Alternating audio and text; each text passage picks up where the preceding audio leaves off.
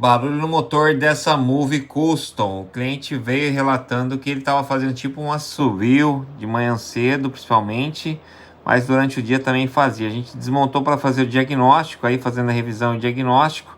A bomba já estava com o selinho dela já vazando aditivo. A gente verificou que o vazamento do aditivo era na bomba mesmo e o barulho vinha da bomba. Então o rolamento estava com folga, axial também. E o barulho vinha do selo interno da bomba e o rolamento é corpo duplo também, já estava na hora de trocar também, mas aí no caso se troca a bomba por completo. A bomba veio inteira já, a gente pegou a bomba nova, com junta nova e os 4 parafusos que segura a polia dela também. Ela já foi instalada aí, como vocês estão vendo no vídeo aí, ela já é instalada e as correias também novas, também externas.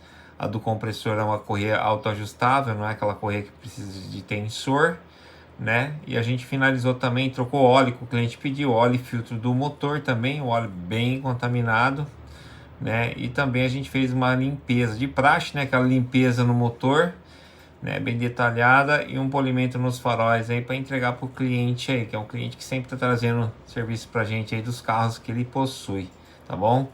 Ó, ficou filé. Abraço.